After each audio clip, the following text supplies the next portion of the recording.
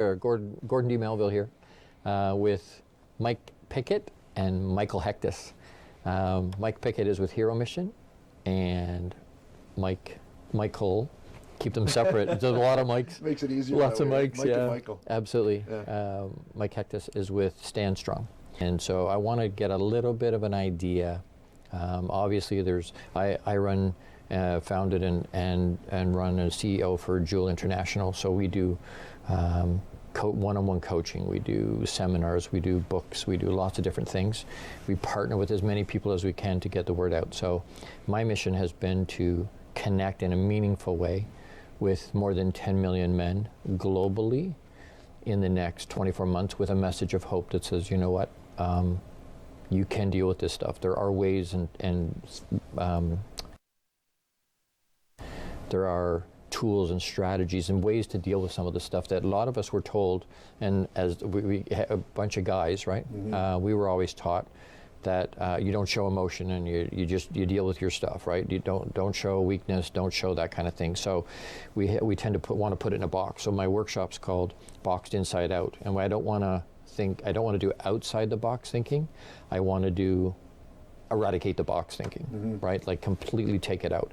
So we want to give those guys, those 10 million men plus, a message of hope that says there are here's tools and strategies to deal with what you're dealing with in a practical way, right? Yeah. People say, hey, go look after yourself or do self-care, which is great, and you have to do that.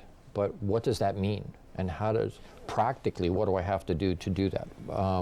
What do those strategies and tools look like? And I know you guys are doing that same kind of thing, providing tools and strategies and resources to people to help guys and girls, right? Mm-hmm. Men and women, and teens. And I love that idea.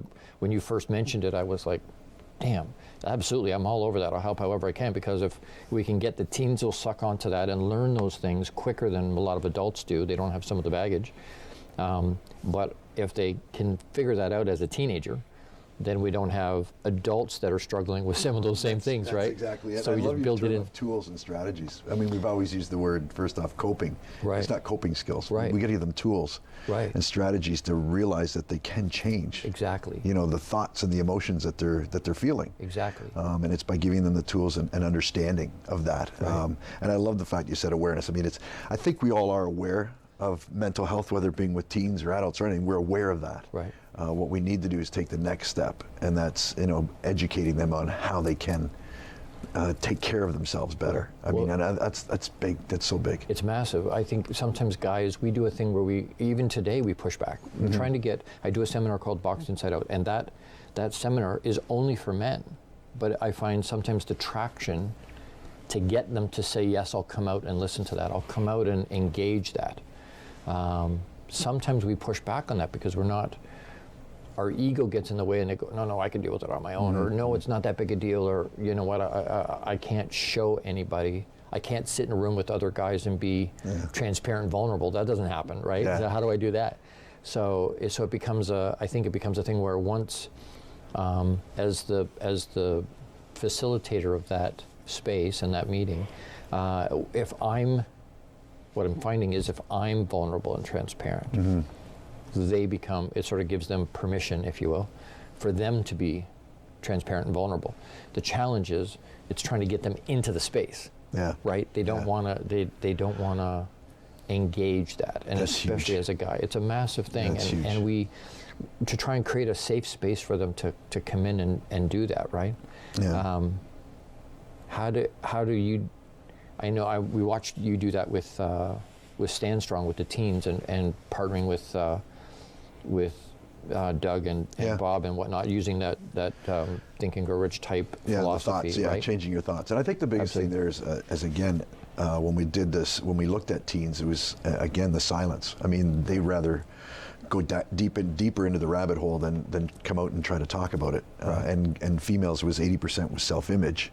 Wow. And for males, it was, you know, almost 80% was sensitivity. You know, I got to be tough. I got to be that macho guy. You know, if I'm not in the auto tech shop, then I got to be on the football field, whatever. And if you're not, if you're a creative person, you have to show your, you know, be careful of your sensitivities and your emotions. Where again, with girls, it was more about self-image that they had issues there. So we're learning how to be able to come together and give them a safe environment where they can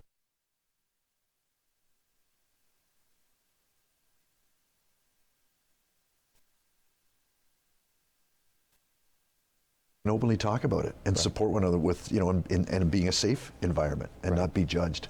And it's been just incredible, the results that we're seeing just from those that have, as you said, have stepped out. Because there's so many that we're finding their day to day, they're reaching out saying, I love what you're doing, keep doing what you're doing.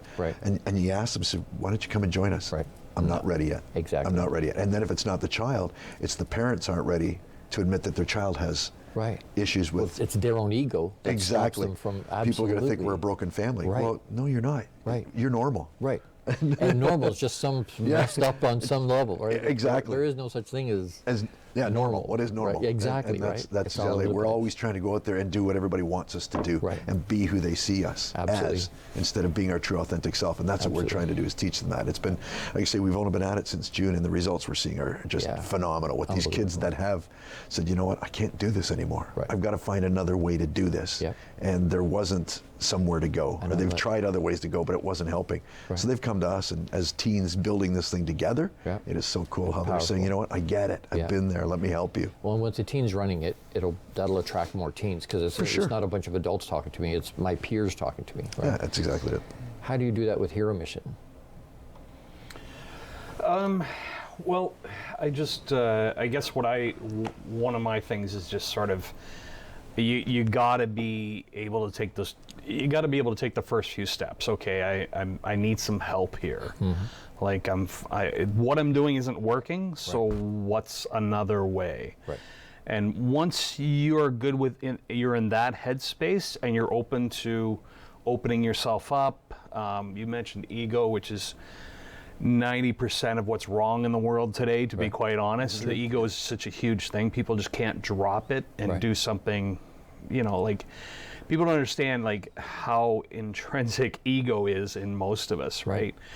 So people just getting that ego out, okay, like, I'm not perfect, and what I'm doing really sucks and is hard, and what you're proposing may suck and be really hard, but at least it's a new suck and really hard, right? So, because I mean, the same old is getting me this one place always. Then obviously I've got to shift things up. I got to touch things up, and then it's really why at the Hero Mission we do the superhero motif with it. It's just to make it a little bit fun, because I don't want it to be like, you know, like it's going to be hard work, but I also want it to be a little bit fun. I want that kind of playful a bit, because that's going to make it a little bit easier for the walls to come down, for you to really get into it and stuff like that. I'm surprised you didn't have your cape on. Yeah, where's your cape? Yeah, where's your cape? Actually, it's like me with my shorts. Yeah, I walk up with pants on, and they go, who's this new guy? Where's your cape? Well, actually, that is the one thing I forgot to bring with me today. I'll remember that for next time. There we go. And I just find it so important. There's so much work to do, and there's so many people out there who are just struggling. And I think, well, I think a lot of things about mental health and mental awareness and all the things we talk about, because I've had my struggles. I still have my struggles. I don't know anybody who doesn't have a struggle. And I think that's one of the things that a lot of people who are really struggling don't understand, is you're not alone. Like, we all do it. That's the biggest tagline we have. Yeah, know that you're not alone. And it's okay to say I'm not okay. You know, right away if they say I'm not okay, they feel they're going to be judged. Well, no, across the room, the same person. And oftentimes when a comment comes your way, you know, it's, don't take it personally. Think, I hope they're okay. I mean, they're in a space probably maybe at home or somewhere else where this is their release, is by coming at me or attacking me, a type thing. But It's really, like I say, as we've brought these teens together and teaching them to realize that your emotions, you can either respond or react to your emotions. If you react, it's usually in an anger way or a way that you're going to say, I wish I wouldn't have. So we're teaching them how to respond. Lower your vibration, lower your emotions, and find yourself that little happy place where you can, or even a song or something that you can back up to. I mean, that's the biggest thing. We all talk about road rage. I mean, as soon as somebody cuts us off, we want to go after them. So the emotion is causing us to react. We're trying to teach these kids to understand that reacting and responding are two different things. When that emotion comes on, respond by, why am I here? What can I do to bring me back again? And we have those little things that we can do to bring us back. We do. We talk about stimulus, pause, and then respond. Right. Maybe I don't need to respond. Right. Exactly. The power is in that pause in the middle. How do I control what I'm thinking, and those are things I can control. Some things outside we talk about control, right? But I think the only things I can really control, are what I think and what I do. That's it. Everything else I try, but I think everything else is an illusion in terms of being able to control other things. But if I control my own mind and my own emotion, then when stimulus comes from anything, whether it's emotional or otherwise, someone says something that you have a visceral reaction to, right? If you learn to pause in the middle of all that, then sometimes the response is way more measured. It's if there even has to be at all, right? And that comes. It's really interesting. I was talking about this with I can't remember who it was last week, but I was talking about this last week with somebody that. One of the things I've come to realize, I don't know if you're aware of this, but Abraham Lincoln, when he was mad at one of his staff members when he was president, he would write them an angry letter, and then he'd put it in an envelope and put it in his desk, and then look at it the next day. He wouldn't send it, he'd look at it the next day under fresh eyes and sort of go, am I still mad? Does it still make... So what we've got now that's that I don't think is getting enough attention is that much what you were saying about the stimulus, response, choice in the middle, we've also got this thing now where it's like you post something online and 3 seconds later 100 people are screaming at you. Nobody can just read something online, somebody's Facebook wall, somebody's Twitter feed, and be like, I'm going to walk away because I'm kind of angry right now and I don't agree with them. No, we got to attack because I can do this instantly.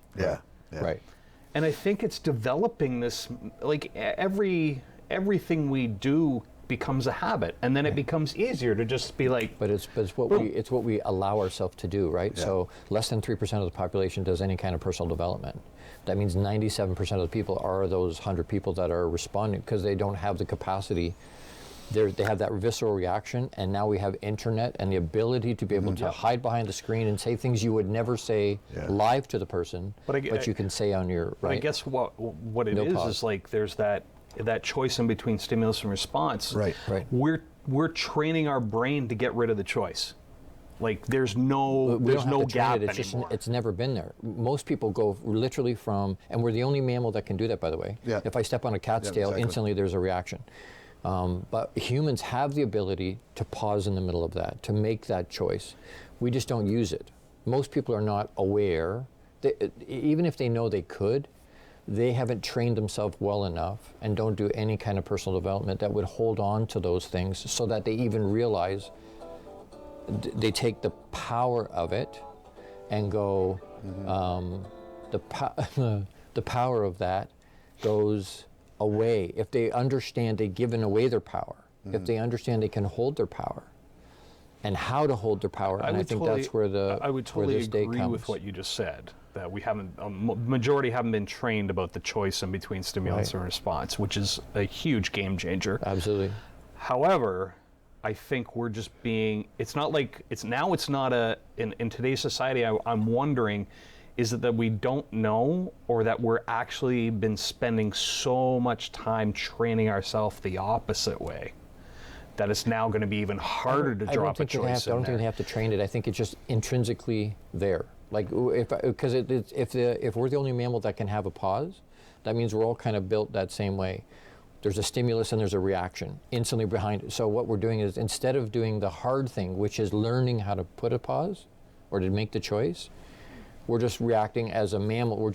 It's just coming out of us. We're not. It's not training to do it. It's just that's who we are, right? That's one of the things we talked about too with social media is with the teens and that, and the biggest thing we found study-wise, I think it's high 48% or something said that, social media is the problem because there's instant reaction from people and they're looking for likes right away, but also 68% said that's where they go to help. Right. They go listen to music that helps them. They go listen to podcasts that'll help them. Right. They'll open up conversation with others. And that's they look for that tool. The biggest thing is educating them how to use it in a positive way. Right. And the beauty of it, as I've always said, I mean, the nice thing about social media is you can delete anybody you don't like. Absolutely. You can create your own circle. Right. You can create your positive circle. Absolutely. And you can delete anybody that doesn't fit your circle. Right. It's very easy to do. Absolutely. But that is, again, one of the things. That's where they'll turn to. Right. And it's cool. Yeah, I just find the whole phenomenon interesting and something to be looked at very carefully given today's state of what we're looking at with mental health, mental awareness and stuff. Yeah. When a guy like Jordan Peterson says like he's off Twitter because it's too much for him to take. That's saying something. Well, you'd mentioned the letter in that. I mean, back in the day, I coached junior hockey, and it was a 24-hour rule. If one of the boys had got under your skin or something, or you were angry, you waited 24 hours before you talked to them or the team or addressed anything like that instead of jumping right now. The pause, absolutely. People want that instant, that instant gratification that they've said something and the instant likes or. We're just living in one of those society where we want instant response. Right. Well, and I think that is part of the problem. If I bring that back to mental health or mental awareness for the Kickback Blue Monday stuff, is that we haven't, because everything is so visceral and because everything is so instant, we expect the healing and the change to be instant, and it's not. Right? It's instant in the sense that once I make the decision, I step out. You said, hey, once I embrace the concept of, yes, I need to get help, the change has been made because I've made it mentally. But how that shows up in my life and how the steps I have to take to make that happen is where the time is. And I think a lot of times we're such an instant environment that, exactly. We go, I made the decision, why isn't my life still messed up? Or I need tools. And that's where I think Jewel and Stand Strong and Hero Mission are things they can find online, and tools and they'll find tools and strategies with all of us to be able to deal with and help what's going on in our life, no matter how deep in we are, right? If it's something we can help on our own, or if we need resources to be able to find something from a clinical side or a more, even if it's natural side, but trying to find ways to be able to deal with those things. Practical tools that will help you get to where you want to go, and without having to out yourself, right? Internet is good in the sense that they can reach out to any of us on an email. No one else has to know, right? And I think that's where some of the power of, on a positive side of internet, where there can be those connections and there can be those access of those resources without having for everybody to find out, right? I mean, I was in the financial world and got into a dark place, and you guys all know my story, but and I'll share that at some point. But with the suicide attempt, it was understanding I didn't know where to go, and in a financial world, I was looking after millions of dollars for people, and it was like there's no way someone's giving their money to a suicidal guy. So you tend to hold it, and you just don't reach out in public. So I think it's very powerful that we can make those connections globally and not have the impediment and have to worry about our ego and saying, you know what, it's going to be our ego that gets in the way and stopping us, right?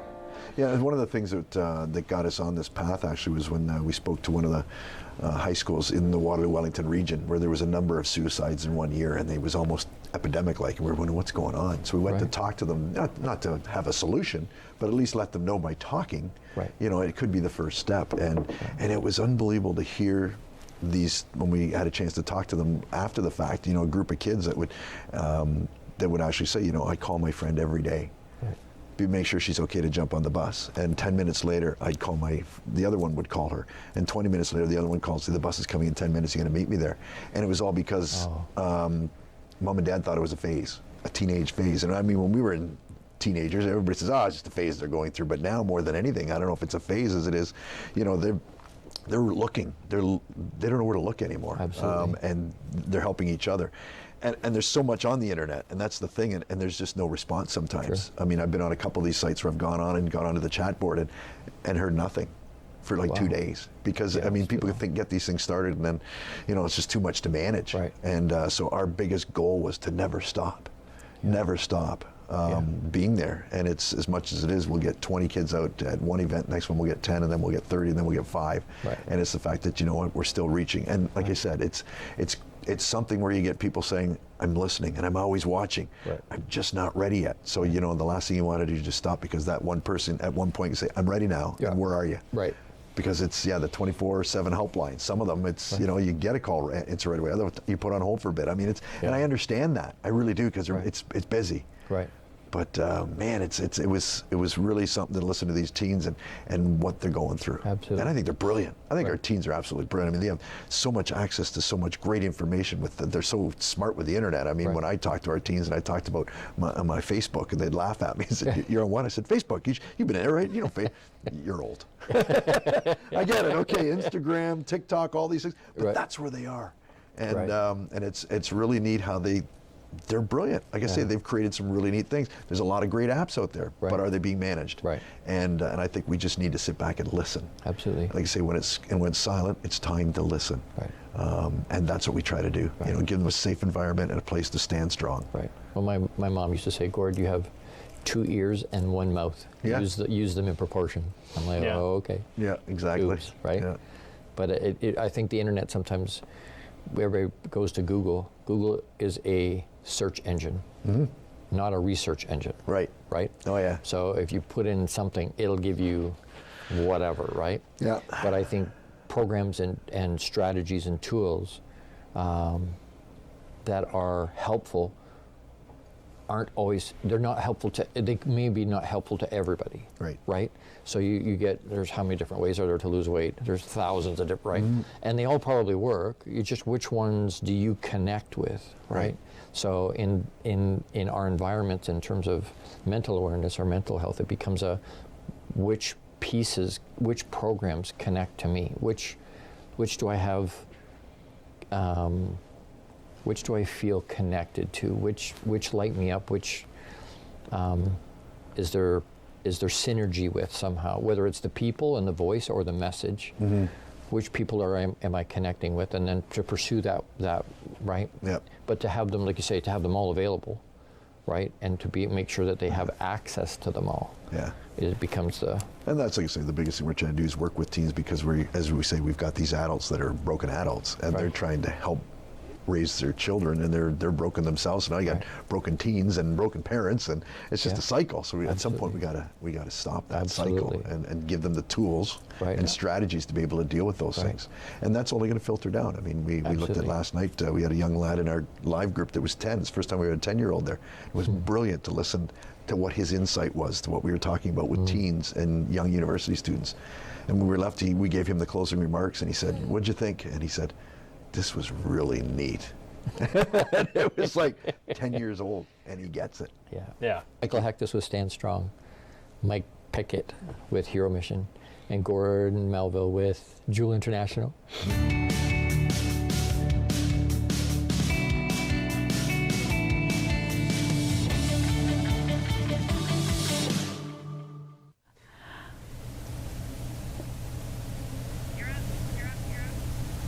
Hi, welcome back to Kickback. I'm Rachel Senko. And I'm Stephanie Montani. Joining us is Emalyn Rozas to chat with us about art expression and managing mental health.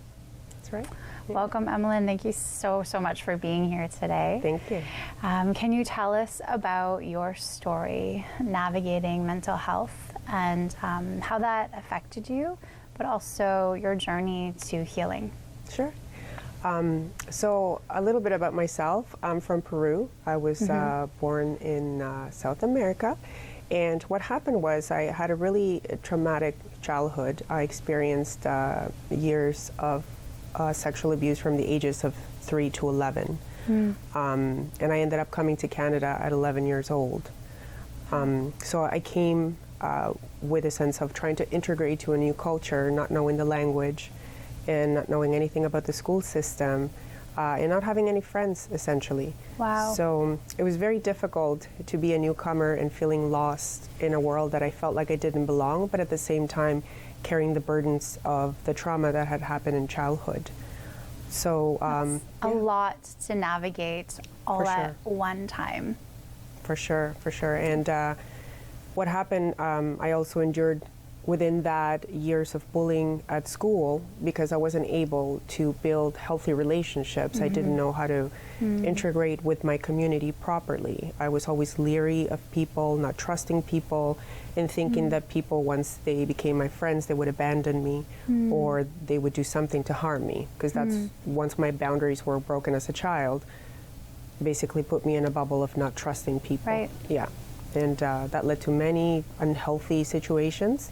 And I ended up navigating the health system in hospitals, helps with psychiatrists, medication, and it really impacted the beginning of raising my children. So I have 2 kids right now. do? Yes, beautiful girls. I think I'm doing a great job with them, but yeah, it was very difficult to parent as well. To see them at a stage where I once was, it didn't have the same resources and the same education. So it was difficult growing up as a person with a trauma background. Right. Yes. And having to move to a new culture and learn the language and kind of learn the flow of day-to-day life here. And then in addition to that, not getting the resources that were really going to help you start to heal. So do you remember the first time you encountered a person or a resource or a tool and a light bulb went on and you felt, wow, this deeply resonates with me and it's really healing me? Oh, definitely. After years of being in and out of the hospitals, I never really understood what to do because once you're there, they let you go out in the community with nothing else to fall back on. But I remember I separated from the father of my children in 2013. I was put in a women's shelter with them, and I received so much help from social workers, from my family physician, from being given resources in the community and accessing those resources and talking to other women who had been through the same experience. And for the first time in my life, I thought, I can get help. I'm not alone. I can heal. And so this is when I made the decision to educate myself more on what is mental health. Why is there such a big stigma about it? I began to educate my family about it so they would understand me a lot better and they would support me. So this is when I took the social service worker course in Brampton, and what I do for a living is help others manage their own mental health. Amazing. And let them know they're not alone. Amazing. And you started, or you founded, Dark Art and Stories. That's right. Yeah. And can you tell us about how you use art therapy or art expression to help other people navigate similar trauma that you've navigated? For sure. So I started, I drew when I was a teenager quite a bit, and I took a step back because I received a negative criticism from a doctor at a hospital that my art was too dark. It was, I needed to draw flowers and, express myself in happy ways. But as an adult, I began drawing whatever came out. And upon talking to my therapist, he mentioned that a lot of what I was expressing was a lot that was suppressed, that I wasn't really aware about or wasn't mentioned. And I started to find healing in my own creativity and my own art expression. So when I began to create workshops for others to do the same, there was an immediate change in the room as people came together in the community and just and felt that they're not alone. They're not alone, a sense of community, and the expression of art offers it's a platform of meditation. We talked about this. Yes. It allows you a channel to kind of go inward and allow those things that might be internalized or suppressed to surface so that then they can be actualized, acknowledged, and then you can start to use those tools to move forward and work through them. Yes. And you brought with you a piece of art today. Yes, for I would sure. love for you to share for piece sure. of art. And So so this is one of them. This is called Over the Wall. So what I do is watercolor art. So at the time that I drew this, I was in a very dark place. I had just finished a relationship that was very detrimental and toxic. So this essentially signifies how I felt internally at the time, just going over the wall and going into the sunset to a new beginning. So there's a sense of darkness in this girl, you know, expressing how she was feeling, but then there's hope at the other side of the wall. Wow. Yeah. I love it. Thank you for bringing that piece to share with us. You're welcome. We have about a minute and a half left, Okay. and I know that you are offering workshops, and soon possibly in Hamilton and closer to where we are, but also in Toronto region. That's right. So I'm looking into what communities are interested, Okay. and I'm going to be posting this on my website as well as my YouTube channel, Amazing. so people are aware. So I'll be spreading the word have a through YouTube networking. channel? Yes. Awesome. What is the name of your YouTube channel? It's called Dark Art and Stories. Dark Art and Stories. Yes. Yes, I Very publish cool. videos on ways to manage our own mental health. Okay. And what is the cost for someone to attend one of your workshops? So my workshops are free. They're great. They're free. If you want to donate, then you have the ability to donate. Not everybody has money to spend on workshops, and so that's fine. And everything that I get from donation would be used to buy materials to provide the Amazing. workshops. Yeah. Amazing. Thank you. Well, thank you so much, Emalyn, for being here today and for sharing your story. Thank you for having me. It's the power of community is amazing, and sharing stories and resources is so powerful. We're going to be back Yes. shortly. We're Who's up gonna next? Steph? So we have Melissa Caccamo coming on, and she'll be talking about EquiSmart. EquiSmart. Yeah. Can't wait to Yes. learn more about what EquiSmart is. So, Emalyn, thank you again for being here, and we will be right back.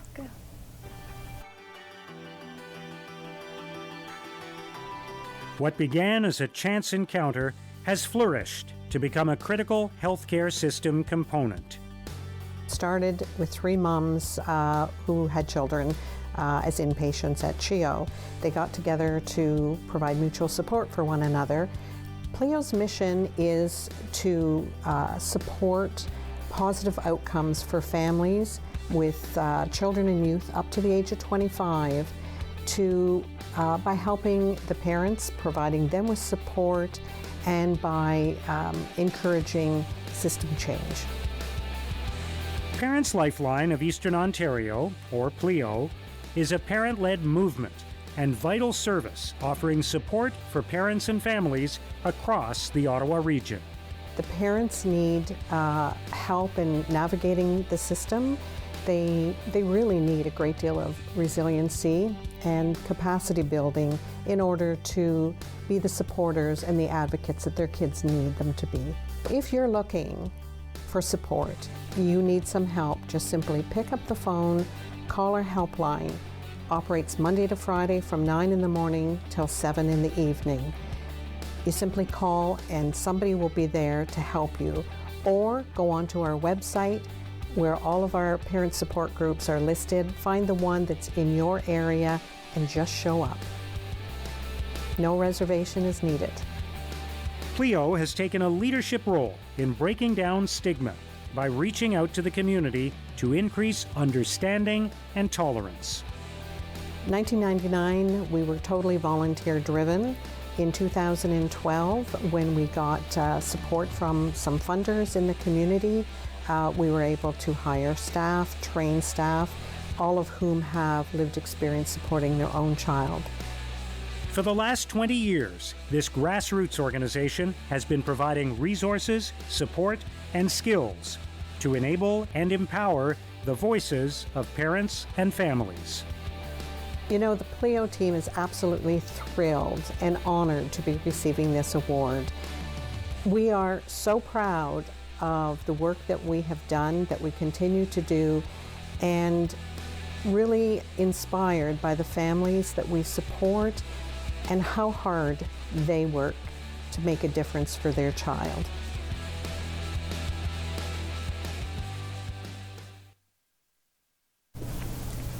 Welcome back to Kickback. We have Melissa Caccamo joining us now from EquiSmart to talk about equine assisted learning. Melissa, can you explain what you do at EquiSmart? I'd love to.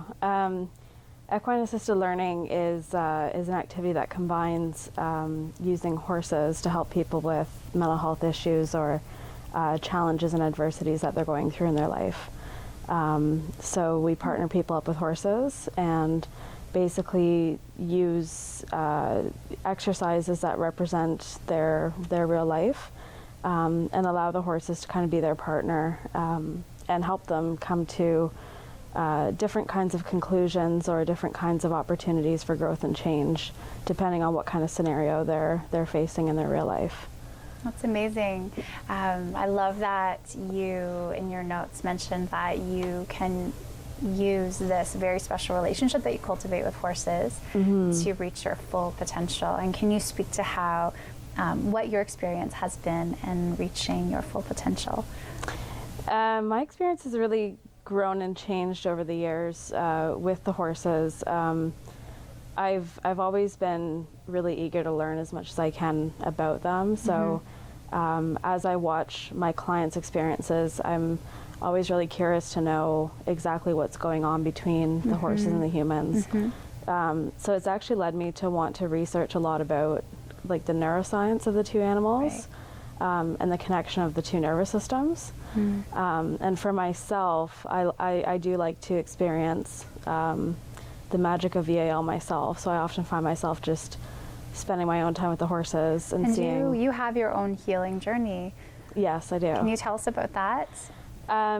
It's an ongoing journey. For the past 18, 19 months or so, I've been recovering from 2 different brain injuries. Wow. So I was diagnosed with viral meningitis in June of 2018. I spent about a week in the hospital, and then just a couple days after coming out of the hospital, I was rear-ended in a car accident. So I sustained a concussion from that. And all along the way, horses have kind of been a staple in my recovery. So in both the physical recovery and the mental health recovery from both those injuries. So I often find myself just spending time with horses, just being around them, just to let myself see what the horses are bringing out in me, and letting them kind of guide my own recovery. We wanted to ask you about, Steph and I both really loved the whole theme of leaving your labels at the gates. Yeah. Why and how? And that's a theme that, or sort of an environment that I really like to create at the farm. Right. It makes it very welcoming for people. It is, yeah. It's difficult when I get calls for new clients that want to come and all they want to talk about is their diagnoses. They're really kind of tied down by what they've been labeled with. And so one of the things that I've told them is, come out for a tour, come meet us, come and see us, start your sessions. But when you come here, just leave those at the gate. Just walk in here as a human being.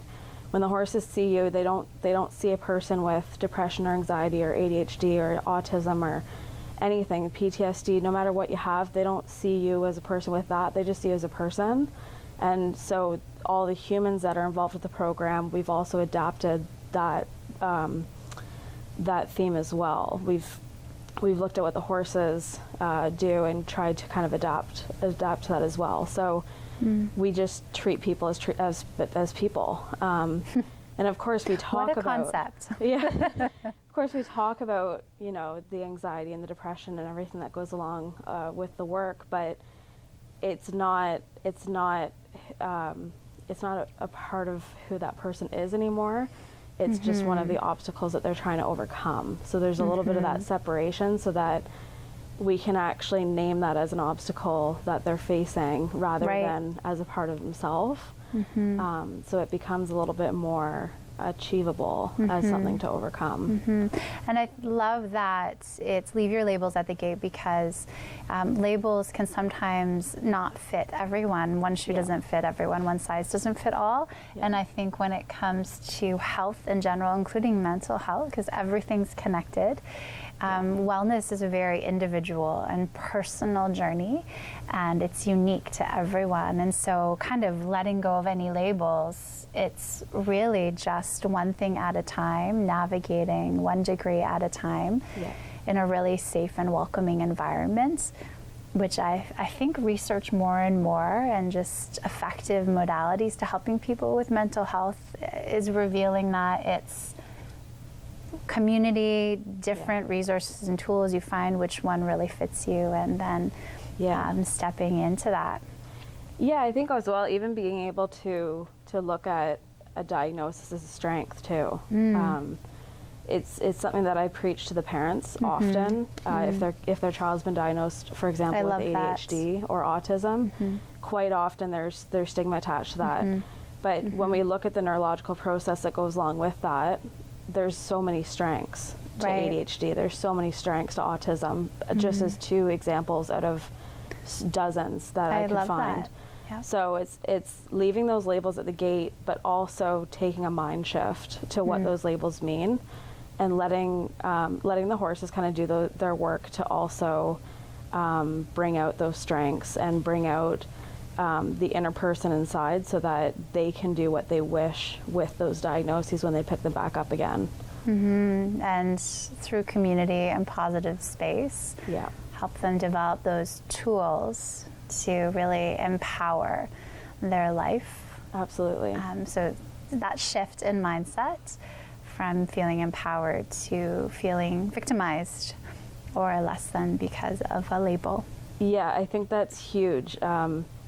I've always traditionally worked with a lot of chronically ill people, or people that have faced some really catastrophic injuries in their life. And for me, I did always see, typically there's a bit of a victim lens that goes along with it. It's really hard not to be disempowered by it. Yep. Going through my own experience gave me the ability to help people shift their mind a little bit easier, and reach their full potential, like you mentioned. So we have about 40 seconds left. Where can people find you? Facebook is one of our social media outlets. Awesome. Equismart, Equine Assisted Learning. Awesome. Yeah. Thank you so much for being here, Melissa. Yeah, thank you for joining us, Melissa. And thank you for kicking back with us today. Yeah. There is much more kickback to come. We're excited to have Greg Hortson on next with us. Yeah. So we will see you just after the break.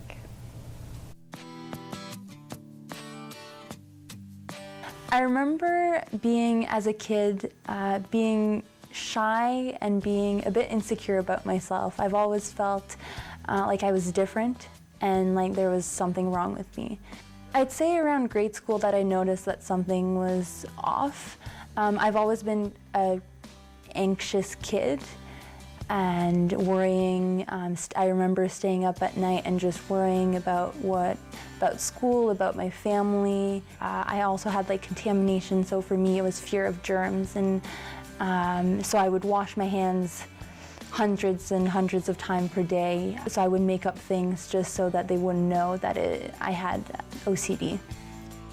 At the age of 14, Gabrielle was diagnosed with obsessive-compulsive disorder.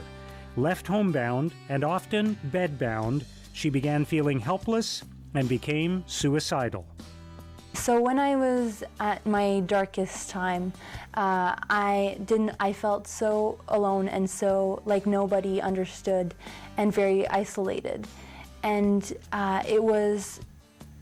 it felt like I was living in a nightmare and no one could see. It was just darkness. There was no hope. There wasn't even life anymore. I just felt stuck, like there was nowhere to go. As Gabrielle began to recover, she also began to feel less alone. So the first person that I talked to actually was my sister, and it was the first time that I talked openly about my thoughts, and that was really a turning point. Ultimately, exposure and response prevention, or ERP treatment, began working for her. This therapy is really exposing yourself to the fear, so exposing yourself to the thoughts and staying with that anxiety. Soon, Gabrielle began to feel life turning around. A year after being like being discharged from the hospital, that I started to see that I was going back to school, that my grades were more stable, and that I was reaching out to friends and doing more things. And also that's when I started wanting to do advocacy for mental health. I decided to start a young adult support group for people of my age group to share their stories and share what is going on, their struggles. Today, Gabrielle continues to speak publicly. Her openness and honesty has encouraged many youth to open up, feel understood, and no longer feel alone. I've been able to turn this pain and struggling that I've gone through and letting people know that it's okay to struggle with this, with whatever they're dealing with, and that they're not alone.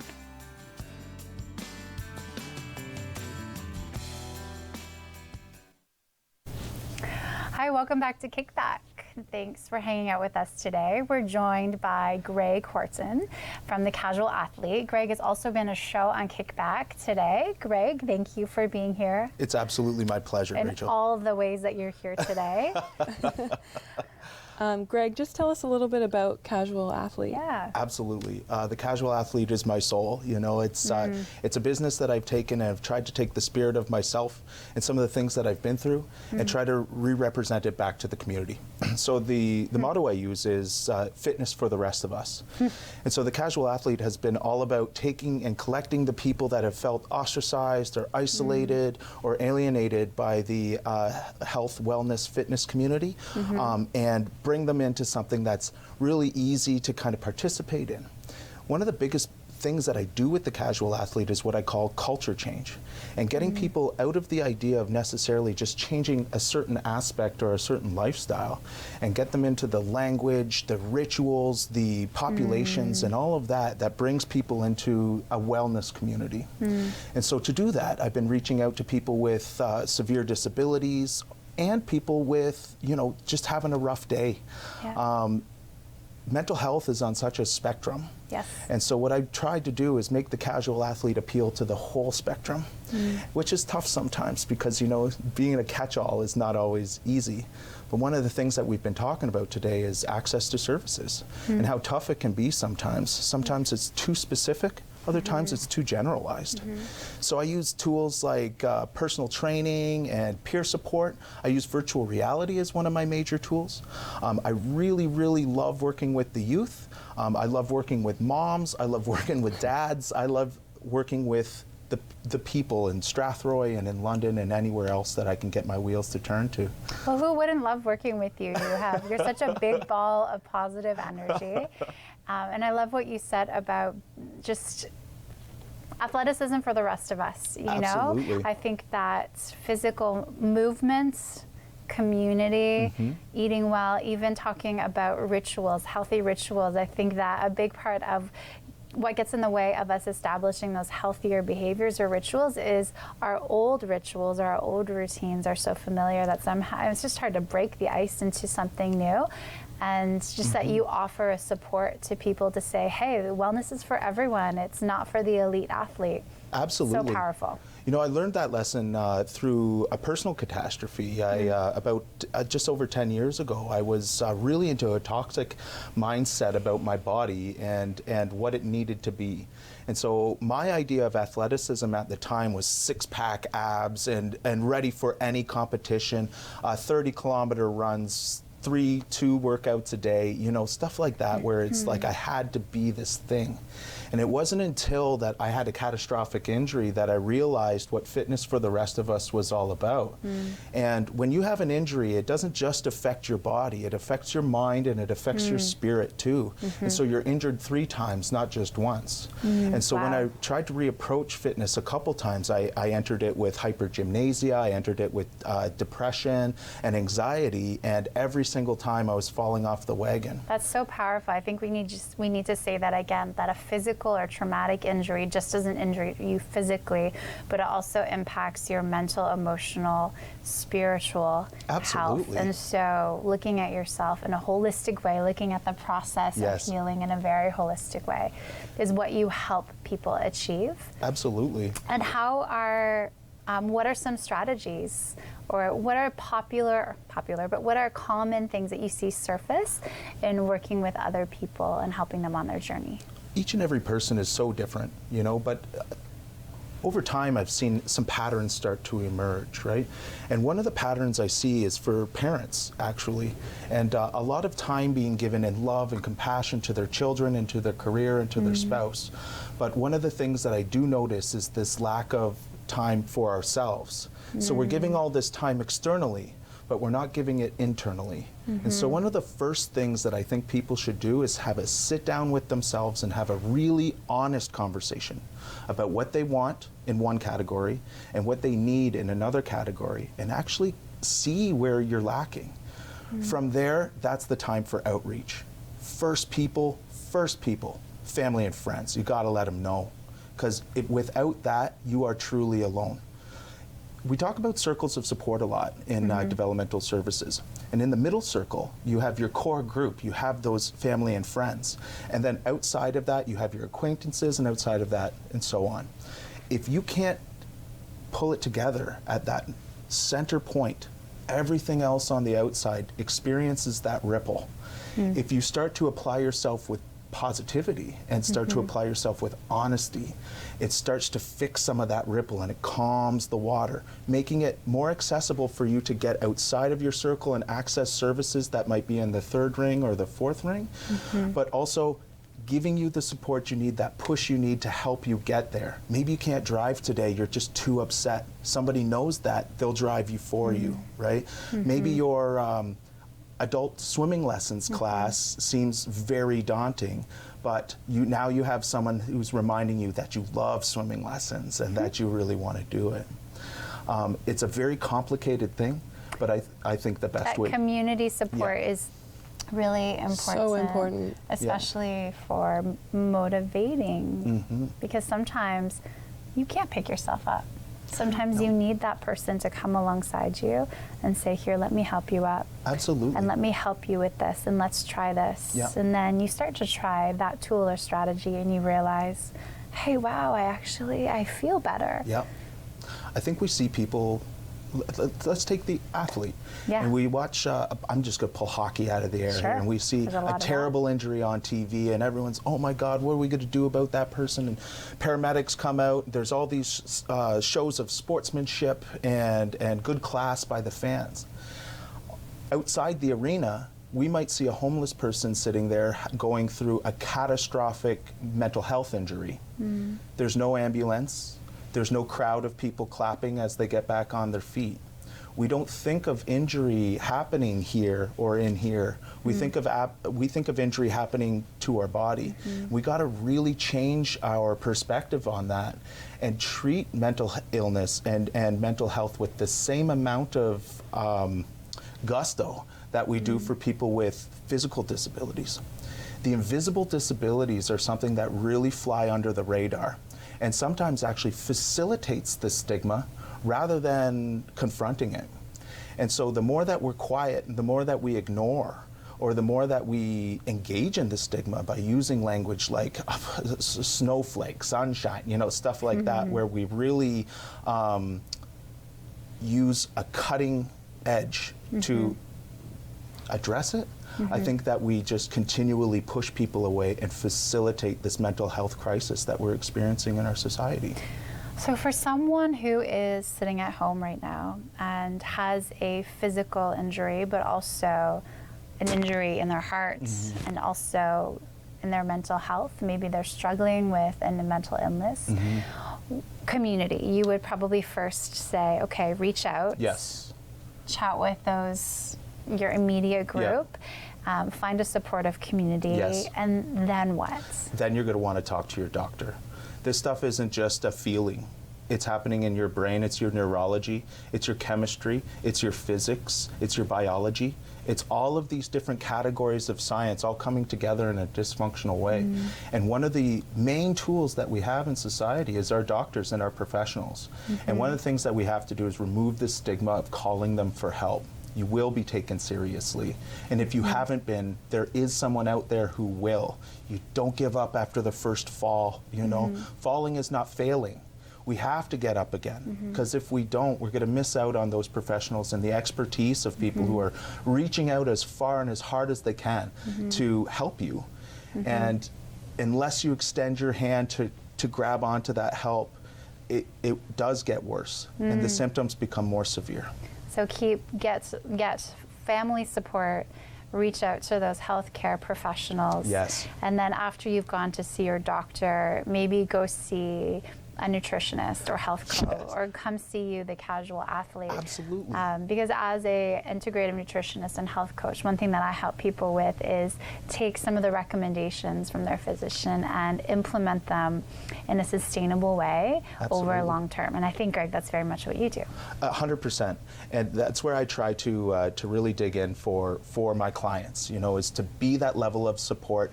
You got the family and friends, okay, you got your doctor on board, now the casual athlete's there to help you.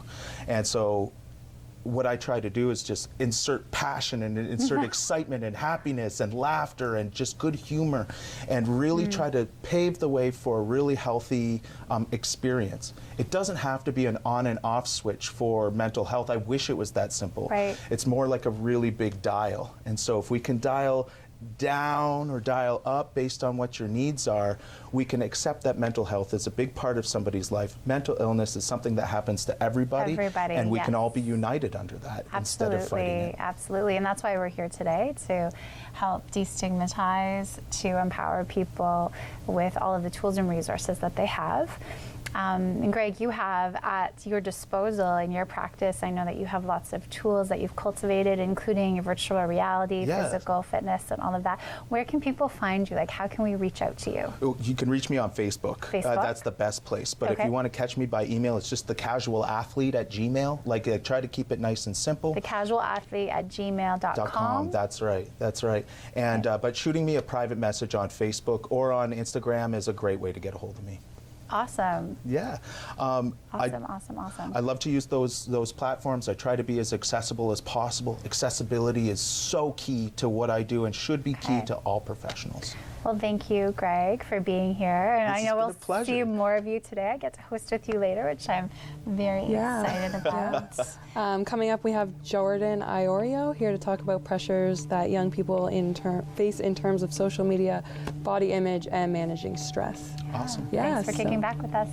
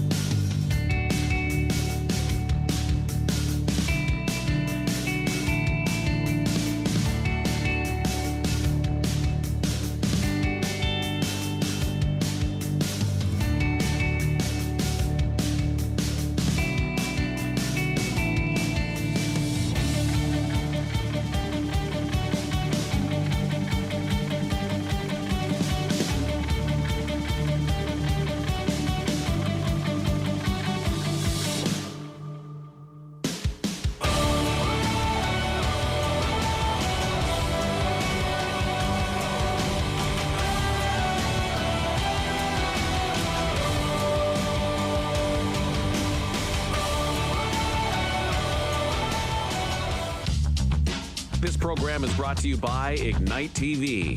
Now you're in command. Visit Rogers.com for more details.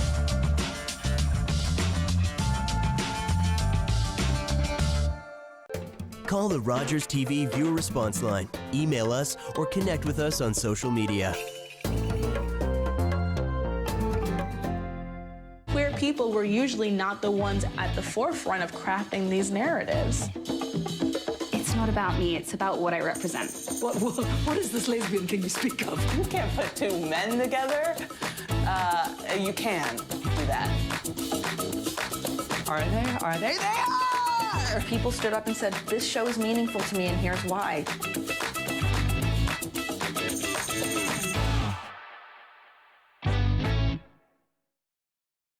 candid talk. I don't believe in retirement, so I do not believe in retirement as far as doing less.